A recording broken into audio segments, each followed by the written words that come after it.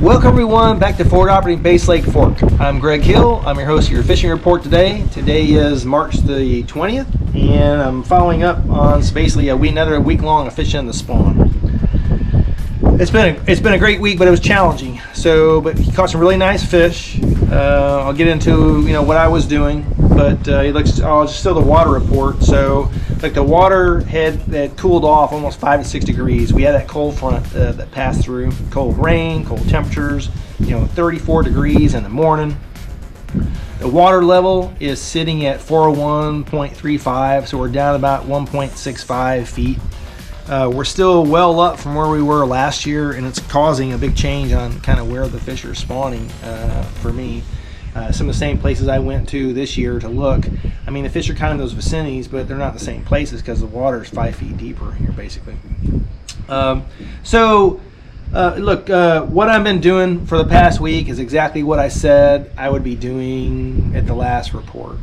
I'm continuing to fish shallow. My clients have been fishing with me. I had days we caught 20, 25 fish while the water was warming up, and then we get to the water's colder, 8, and then we only had 4 rest day and 4 the day before, but they were all quality fish, and we were chasing some specific time. We spent some time on some females, and there are definitely some new females coming in on bed. I just saw just about an hour ago, I saw 3 more females that I hadn't seen previously. I've been tracking down a big female for the last 2 days. We almost had her this morning, and I'm hoping she'll be again there tomorrow, and we'll see how it goes. But she put a mouth on it this morning, but we didn't get the hooks out on it. So I'm going to go through some of the baits that I'm doing, and it'll give you a chance to kind of see, I know a lot of guys are going out and fishing offshore again already.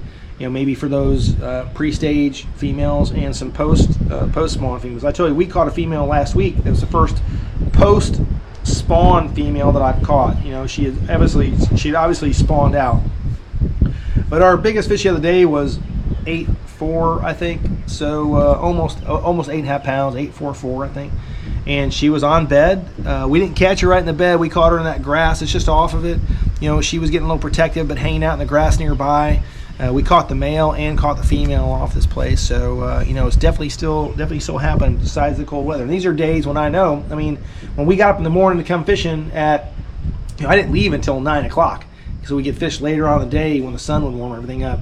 And we caught that fish in the afternoon, probably around 4 when we caught that fish. And we'd been back to that spot about 3 or 4 times during that day because we'd seen her and we're working. Go see her, leave it to some other fish, and then come back to her. Leave her, because she was kind of moving around, and come back to another one.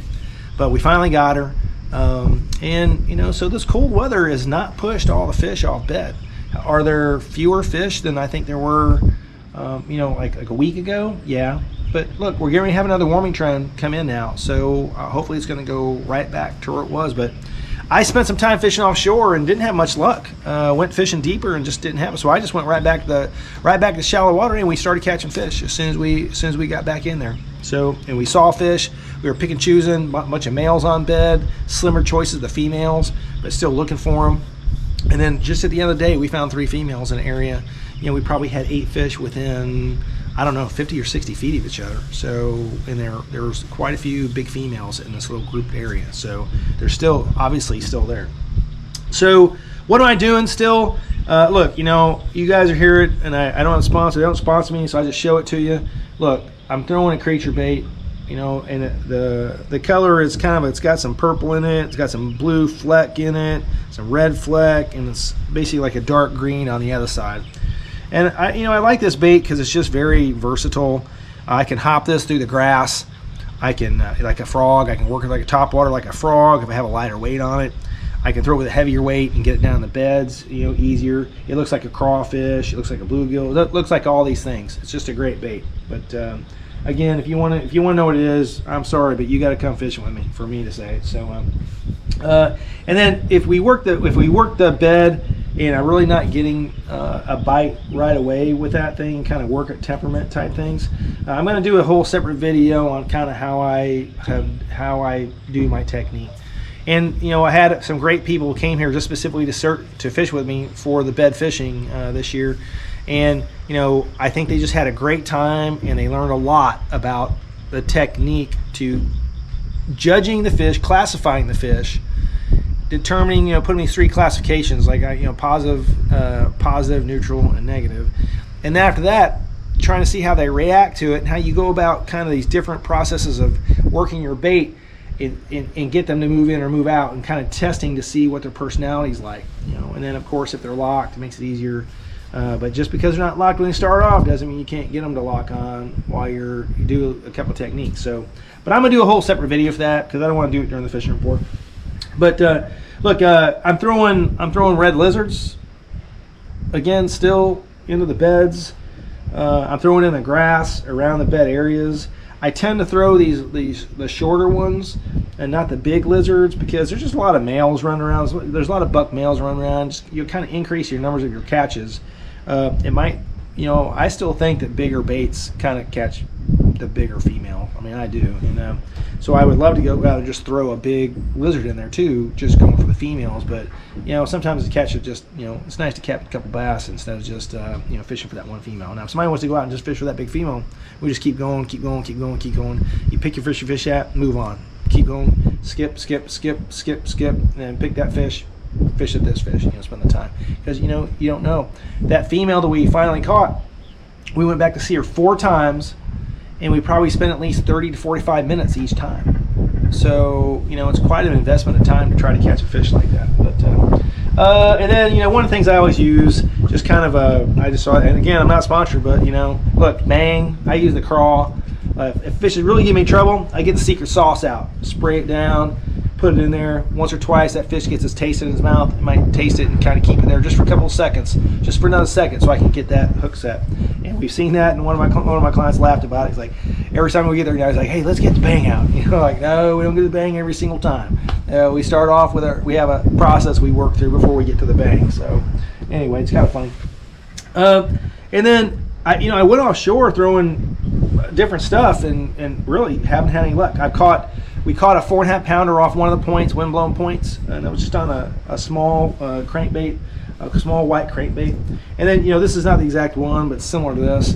And I'll talk about why I'm getting this one out here in a minute. But look, we're getting to the point. I'm starting to see some shad move back into the lead, and I actually saw some shad look like they were spawning back inside one of the creeks today. And I say it because they were rubbing each other, rubbing on the plants. They sure looked like they were going to spawn. There wasn't a lot of them, but there were some of them. And they were threadfin, so that makes sense. The threadfins are kind of getting their weight in those back grassy areas in the back of the coves to do it. And I found 3 coves a day that had a lot of threadfin shad back in the shallow water. They filled up this whole area I was in. So there are a lot of shad that are moving back in the shallow waters back there.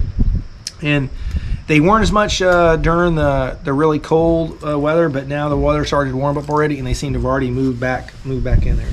So that gets us to a point where, if you're throwing in those areas, what can you throw? Well, I mean, you can throw a spinnerbait. You can throw like whitish color spinnerbaits. You can throw, a chatterbait, smaller chatterbaits. I highly recommend those.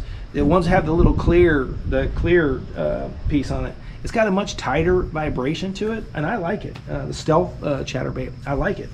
And it gives a much tighter wobble to it, much tighter feeling to it. And, I don't know if it's just a clear, they call it stealth because you can't see it, but I don't think that really matters myself. I mean, it could matter, but in really clear water. But in our water, it doesn't. I don't think it matters as much. But that'll work its way through the grass, and spinnerbaits will too. Still throwing a fluke, and I'm throwing Senkos up into the grass and working through areas where I know the fish spawn.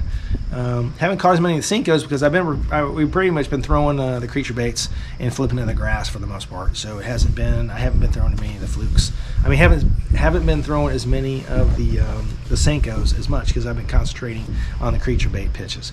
So, but wait, what the other thing you can do on these points, and we're getting to the time now. We're going to start looking. So I said I saw the shad up there. Now, were they going to get on these points pretty soon? I don't know. It's early, but some things have been early this year. I told somebody else the other day, look, my client saw some bass that were about 5 or 6 bass that were about 5 inches long. I mean, a 5-inch long baby bass that I saw, so you can't deny it happened. It was there. That means, some fish had to spawn in like October, November, or something like that. I mean, I wouldn't have thought that was possible, but I mean, we saw the baby bass, and they were in their little wolf pack that they get into at that age, and so they couldn't have been more than 4 to 5 months old, I don't think. So it just seems like there must have been a couple, at least in some areas, some really early spawners, and which goes into the water temperatures got down to 55, 56. They're still on bed. They're still back there spawning. Some of them pushed off probably, but they're still back there doing it. So it's not like all the fish push off. Maybe there's fewer females, but those males, they're up there sucking it up, man.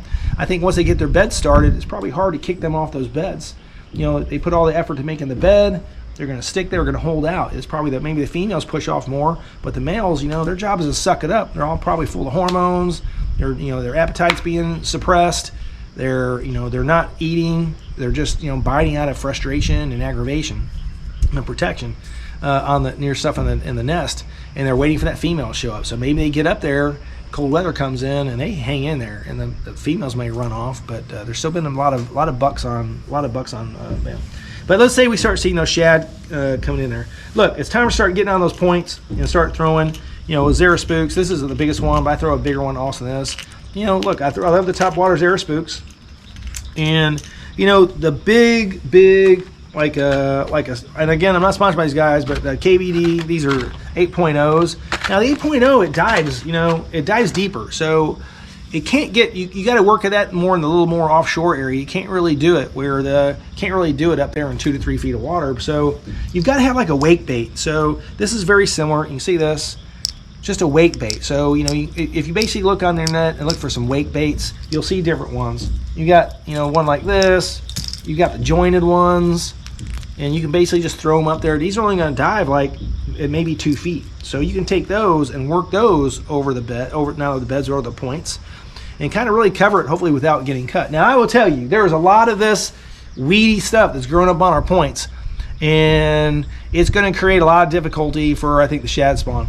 I personally think that a lot of they're going to get up there and further in there we can get in some places, and the only way to get up in there is like a spinnerbait, some type of like a Senko or fluke, because anything with treble hooks on is going to get hooked up in that stuff. If you have anything that gets below the surface and it's in the stuff, it's going to get hooked up. I had one place today where we fished, and my client Scott, we were in 10 casts. I think we had like 7 snags that I had to get. And the wind was smashing us around. I'm working my way around trumps and trying not to hit the boat on the stumps, but it's not their fault. It's just a tough fishing place. And the lure section we were trying to work down those depths, and we just kept getting snagged up. They were kind of getting a little bit too deep and getting snagged, but we just left. I changed the lure set for a little bit, and then we left. So anyway, but so the next week though, I'm going to continue fishing shallow. I'm just going to keep rolling on it. I did some deep water fishing today, and I regret it, because we would have caught more fish if I'd stayed in the shallower water. So tomorrow we're just going to focus on the shallow water. We're going to keep moving our areas that we're doing. And I've got a couple areas right now that I'm really catching some nice fish, some great size males. 4 to 5 pound males, larger females like that 8.4. I've got a female right now. She's at least twice as big as the male we caught, and the male we caught was a 4.4. So she's like 8 to 9 pounder probably. And there's another one in another place, same exact thing. So that's my plan. I plan on doing that this next week.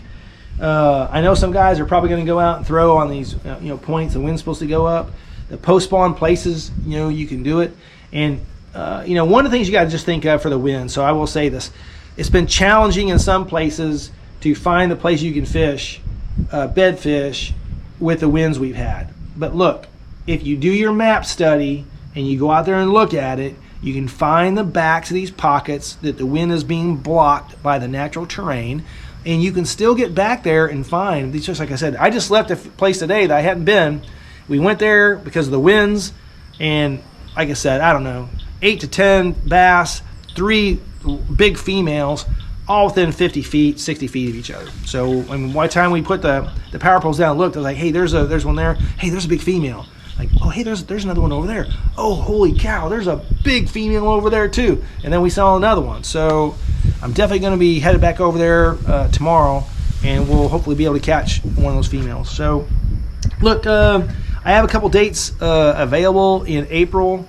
And so I think I have April the 12th, the 19th, and the 24th just booked up. So I got the 25th, 26th, and 27th. So if you're looking to come out here and fish at Lake Fork and you want to learn to do, you know, some bed fishing, or by that time, you know, shad spawn, you know, fishing, just send me a message. You go to my website, www.foblakefork.com, and send me an email requesting the dates, and we'll talk and hopefully get you set up to take one of those dates. I really look forward to doing these reports. Now that I've got my camera, I seem to have my software fixed. I seem to have my camera fixed. If I could only get a faster internet, it takes me about an hour and a half to upload this like 15-minute, 16-minute video. That's the natural, you know, what a great high-speed internet we have out here, you know, by the lake. I wish we could get some faster internet. That's about it. But look, that's all I got for today. And I really look forward to talking to you guys. Send me some messages. Make sure to hit that subscribe button, and I will tell you, so please subscribe to my YouTube channel if you would like to have the chance, you know, YouTube, Instagram, and my Facebook. If you'd like to have the chance for a drawing for some quantum reels and some Temple Fork Outfit rods, please subscribe, because I'm going to be starting to do some drawings off my subscribers, and I'm going to basically be giving out some fishing gear from my 2 sponsors to you know, people that subscribe to my stuff. So I hope you'll do it. My Temple Fork Outfitter rods, I love those rods. They are great rods. There's a great company. They have a great warranty on their stuff, and you know, I've been very happy with our arrangement we have and the relationship we have. They're taking care of me, and they're just great rods, and they're great rods at a great price point. So just check them out. You know, I'm running around with the Tactical Elite rods, which are, you know, like basically $199, and I'm throwing the Quantum Smoke S3s that are you know, they're $199 also. So my entire rod and reel setup for most of them are right around $400. And I'm going to tell you, I've got really high quality gear. People ask me all the time, hey, where can I get this stuff? And I'm like, hey, just go online. But Temple Fork Outfitter and Quantum Reels, I love the combination, and it's been great for me fishing for the last 3 years in guiding. And they, you know, day in and day out, they perform for me. So that's my little plug for my rod and reel sponsor, and I appreciate it. And I might as well get a plug for Diamond Sports Marine. Look, they take care of me also. If you're looking for a skeeter boat, go over there and talk to Fred and talk to those guys over at Diamond Sports Marine in Yantis, Texas, and they'll hook you up with a great boat, and they'll basically take care of you. You're out here Lake Fork anyway. You're always going to come fishing here anyway, so you might as well get a boat here locally, right? If you haven't had issues with it, or you got some kind of like warranty issue, or you need some help getting some new parts or some maintenance and stuff like that, you can make sure to get right with them, and they'll take care of you. So look, my name is Greg Hill. This is Forward Operating Base Lake Fork, and look, leave no fish behind. You guys stay fishing. Good. Harder. Real hard. There you go. I got it. Don't step back. Just keep going. Oh, this is a nail. This is a nail. Just keep reeling. Drag it towards me. There we go. Well, Greg needs to be a little tired. Yeah, this is the male. That female's back under there. Look, you got him, see? Oh, she's cracking me up. I'm funny.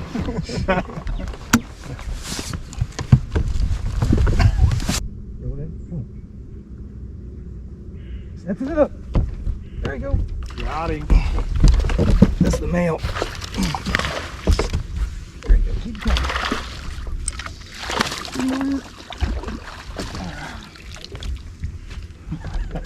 Hi, it's very yellow. Okay, so give me a little line. Oh, there you go. Ooh, boy. Look at that baby. Give it a rattle.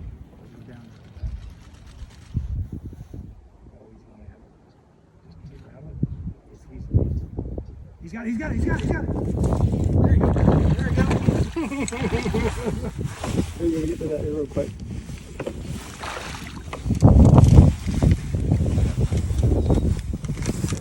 I'm coming. Just keep playing. Yo. Not as big as those other ones, but